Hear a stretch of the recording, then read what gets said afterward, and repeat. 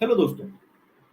अब जब हम लोगों ने basic row and column operation सीख लिए हैं, फिल्टर लगाना सीख लिया है, तो अब ना टाइम की हम कुछ स्पेशल फीचर्स के बारे में भी देखें, कैसे वो फीचर्स किए जाते हैं।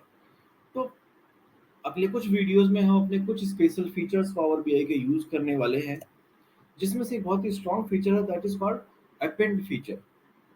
लेट्स सपोज आपके पास एक टेबल है जिसमें आपका प्लेयर का नेम आ रहा है, ईयर आ रहा है, वो किस टीम के अगेंस्ट खेला और उसने कितने रन बनाए उस पर्टिकुलर ईयर में। We have one table something like this, right, जिसमें नेम है, ईयर है, अगेंस्ट है और रन है। और किसी दूसरे सोर्स से आता हुआ मेरे पास एक और टेबल भी है जहाँ पे बचे हुए कुछ मतलब मे बी नेक्स्ट ईयर का 2021 का डेटा था। नेक्स्ट टेबल में मुझे 2022 का डेटा मिला where we have name, year, against and run. तो we are getting two tables from two different sources. Let's suppose ऐसा कुछ है और मेरे पास इन दोनों टेबल्स के काउंट ऑफ कॉलम सेम है। जैसे कि फर्स्ट टेबल में भी मेरे 4 कॉलम है, सेकेंड टेबल में भी 4 कॉलम है।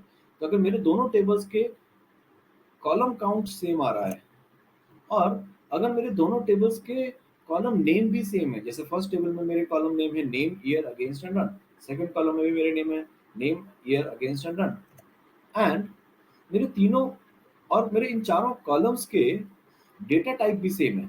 Like name is alphabet in the first table, name is alphabet in the second table, year is numerical in first table, year is numerical in second table also, against is alphabetical in first table, against is alphabetical in second table also. Similarly run is numeric in both the table.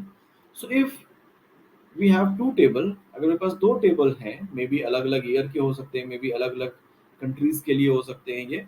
तो अगर इन दोनों table, हो सकता है अलग अलग sources से भी आ रहे हों, अगर इन दोनों टेबल्स के नंबर ऑफ कॉलम सेम है, उन कॉलम्स के नाम भी सेम है, उन कॉलम्स का डेटा टाइप भी सेम है, so it is always advisable कि instead of taking two tables, दो टेबल विजुअलाइजेशन पे ले जाने के लिए की जगह हम एक कॉमन टेबल लेकर के जाएं। तो अपेंड फीचर इज समथिंग जो इन दोनों टेबल को मर्ज करके आपको एक टेबल करके दे देता है।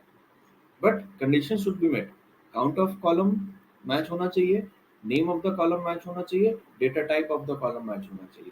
अगर ये मैच हो रहा है तो हम अपेंड फीचर का इस्तेमाल कर सकते हैं दो टेबल से एक टेबल को कन्वर्ट करने के लिए।